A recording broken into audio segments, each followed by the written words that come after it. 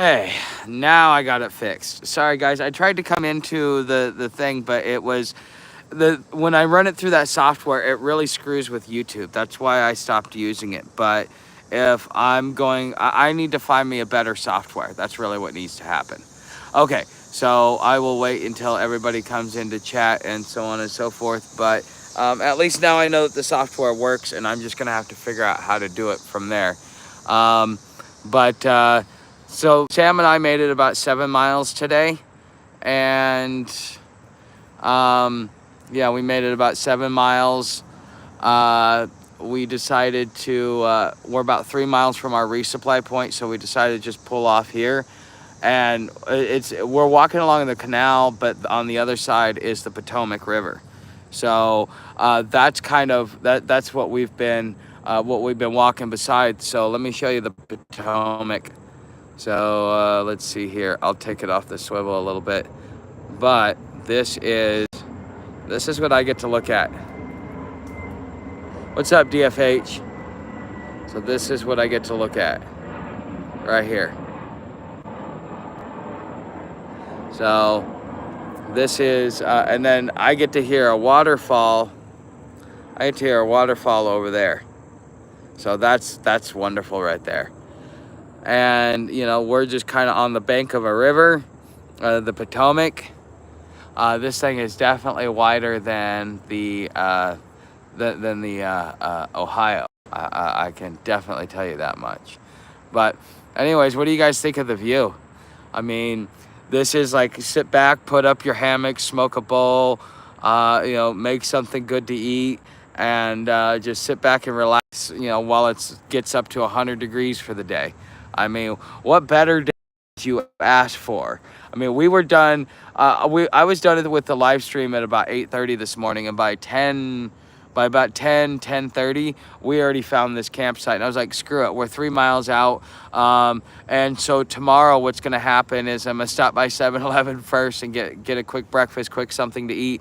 And then we're going to walk another mile or so, and we will get to a grocery store, and we're going to go in there and do some shopping. I want to see about getting some soups. I need to get some like evaporated milk, see if I can even get some evaporated eggs or something like that. That way, for breakfast, if I want to sit back and make a breakfast and I'm along a river like this, I can do something like that. Yeah, hey, what's up, Palm Coast, Cherokee, DFH, Jeremy? Nice to see y'all. Yeah, I'm not much for being inside anymore. I mean, I am, but I'm not. I would like to stop like being soaked all day, every day, because it's so freaking hot. Like I will dry off and then I'll get soaked, and then I'll dry off and then I'll get soaked. So it's been a heck of a day. But Sam, if you watched over on Sam's channel, you'll get to see that. You'll get to see her coming in. This when we first got into camp. I already had my camera out, and so she was doing what she was doing, so I was able to catch it. It's one of the rare times I get to catch her like really spazzing out in the water. So no, this is the Potomac River. So but yeah, she went in there, and she got all kinds of wet, and just like she went nuts for probably about a good 15 minutes. It was kind of nice. I enjoyed it. So, but yeah, we are gonna do a slow roll out of Maryland. I keep wanting to say Delaware, but we're in Maryland, not Delaware. We just crossed over into the Maryland border probably about a mile or two ago, and so we just got into the state, and apparently it's legal here too. So what I'm gonna end up doing is waiting until payday to get out completely out of the state, because we've got like 120 miles or so that we have to go before we before we cross over into the Virginia, or West Virginia, which there it's not legal. So what's up, All American Prepper, Shannon? Nice to see you. A river must be warm right now. Yeah, but there's signs that say don't go in the river, and I'm not going to. So if there's signs for it, I'm just gonna leave it alone. So, yeah, okay. Let's make sure I'm getting all the comments here. But yeah, so you guys get to see a treat from the trail, and you guys get to sit back and have a conversation with me and my view, because that's exactly what I'm seeing right now. As I'm just kind of panning, just like this. Let me show you. And the water clear. I'll show you my I'll show you my water bottle here in a minute. But I mean, and the trail is right next to us. So I don't know how you deal with Karen's. One lives in my condo, and she walks her dog, not minding her own business. You know what? Here's the thing. Being from the West Coast, you've got to learn a different way to be able to deal with Karens. Okay, so like the lady that I dealt with, the reason why she got all mad was because I told her to mind her own business. She didn't like. She was being polite to me, so I didn't use the choice words that I would normally use because she was being a dick to me. But she was actually being polite in the way that she was doing it. So basically, she was trying to virtue signal and say like, "Look, I'm virtuous and righteous, and I'm caring, and look at me, I'm an upstanding, whatever." And so you got to realize that everything they're doing is posturing and and trying to get people in the public to actually recognize who and what they are. And when you refuse to acknowledge that, they kind of have a mental break, and they just can't handle it. And then they're gonna try and retaliate and say like, oh well, this person did this and this person did this. They'll make shit up on you all the time.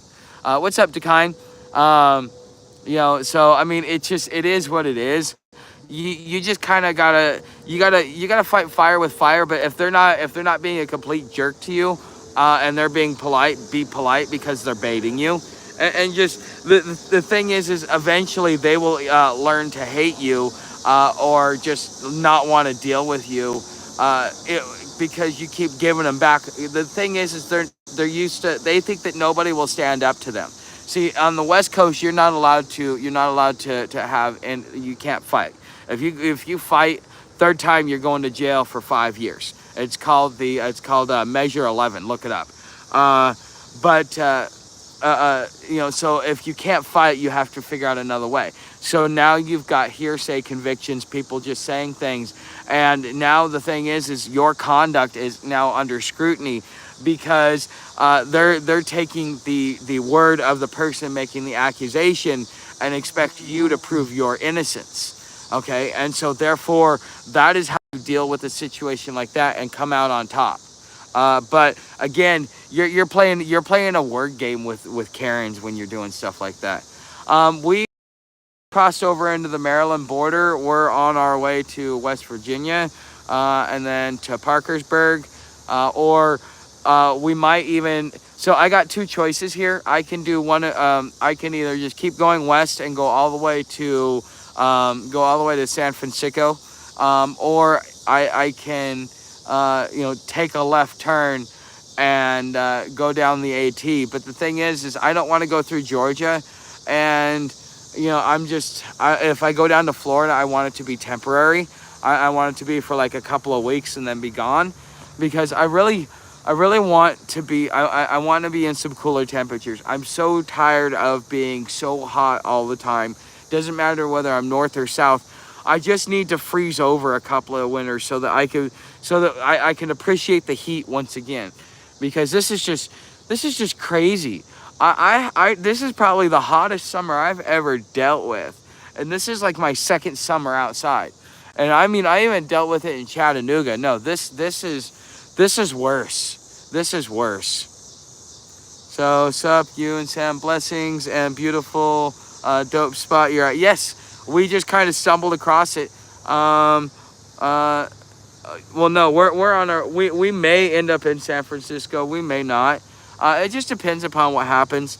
I know that I need to be back here in DC by February. so that I can do that whole speakership. I'm not going to just throw that away. There's an opportunity there, and when they have these conferences, I want to be able to be able to throw my weight around. So what I need to do now is, over the next few months, while I'm waiting for that certification, is that I need to build up the channel and the message, okay, and kind of really start driving it home. So the next 5 videos that you see coming out is basically the same message to different groups. So I'll take you guys camping if you come to Humboldt. Yeah, that would be awesome. Lots of fish jumping for bugs. Yes. Oh, dude, there's some big ones that I've seen out here too. So, but you know, that's kind of what's going on. But we kind of had a relaxed day. It was nice and relaxed, and they had a marathon going on. So every time I would walk by one of their watering tables, I grabbed me a Gatorade, a Gatorade jug, so that I could get some electrolytes, make sure that I had them, because yeah, last thing I want to do is cramp. I kind of almost cramping earlier today. So, but okay, so what can I share with you today that will be of value? There's really, you have 2 choices in life. Okay, you can choose to you could choose to be. Well, no, I'm gonna leave that one alone. Anyways, I don't know. I'm not gonna go philosophical. Let's just talk about what's going on. You notice that the river isn't moving very fast. It was moving pretty fast earlier. Now is a set of locks over here. So, and these locks, you know, do this. So, anyways, ever think about hopping with Baz? You mean fishing? I don't know what you mean. Ascend or descent, that's life. Yes, you're either ripe and rotten or green and growing. Which are you? So, yeah, and the thing is it's hard to always stay green and growing, because that means that you got to constantly change, you got to constantly evolve, you got to constantly learn from everything that's going on around you. But there's some interesting stuff on the whole Trump thing. For those of you that are into the whole Trump, you should check out Redacted. He asks a lot of important questions about, because there was some guys that were pointing at the shooter, and trying to tell people what was going on. And the Secret Service apparently had binoculars on them, and they were watching him and try. I don't know, but they had the guy in the sights for like 42 seconds before he even took a shot, and yet they allowed that to happen. Some people, they're saying that there's a spin going on about it. I would definitely filter a lot of what you hear and wait until you can find out real facts. And all the real facts are going to be what happened right there in that moment, and the exact interviews right thereafter. Because there's like the BBC interview is pretty much the interview where a lot of the stuff that we're finding out about the dereliction of duty by the Secret Service, or that's what's being claimed, at least. It comes from that BBC interview. So train hopping. Oh yeah, I've train hopped to kind. I don't mind train hopping. I kind of like train hopping. I just don't do it with Sam, because if I get caught with her, she goes to the pound, and I may not have the money to get her out, and I don't want to be that guy. So I'd rather not take a risk. When you have to care for something else other than yourself, you got to be more thoughtful about your actions. And so therefore, I like train hopping. I was kind of hoping to do it long term, but when I decided to take on Sam, that was one thing that I kind of gave up. So, but it is what it is. Mainstream just tell us what they want us to hear. Yeah, Josh, you're pretty correct on that in a lot of ways. I don't know. there's the one thing that really gets to me is the lone gunman. Okay, so when JFK was assassinated, okay, there was an investigation to find out if it was a lone gunman, which was Lee Harvey Oswald, or was there multiple gunmen. If there was multiple gunmen, then the FBI would have had to look into it. But if there was a single gunman, then the police department could could actually be under jurisdiction for the case, and and so therefore LBJ, having connections to Dallas and the police in Dallas, he was able to cover a lot of things up about what happened. But he wanted Kennedy gone just as much as the CIA did, because he thought he was the one that should be in power. And then he didn't go for a second term because he sucked as bad as Joe Biden. And then he gave us the Great Society. So, just think about the whole lone gunman theory. What does it mean for jurisdiction and investigations? And then who's going to be held accountable? Who has influence over it? That's really what you want to look into. And then you'll be able to find the answers yourself. But that's just basics. So I hope that gives you guys some food for thought. But it seems like there's quite a bit of stuff that's just going on, and they're even starting to say, I watched Johnny Bravo today, and there's a news article talking about the election. There's going to be regardless of who wins, because Trump got shot, there's going to be a lot of chaos in the streets. Sorry, excuse me. So, they're already prepared for it. And so what do you do? How do you survive this? If you're homeless, what do you do? And at this point in time, you better get on the move and just keep on the move. You better get yourself clean and sober, or at least functional, so that you could travel long term, look healthy enough so people don't think that you're a drug addict. I smoke pot, and because I smoke weed, it's legal in quite a lot of states. So therefore, I don't really have to worry about it, in the same way that somebody who drinks doesn't really have to worry about it. But the thing is, you got to keep moving, and you can't just sit back and get drunk all day every day. You gotta get on the move.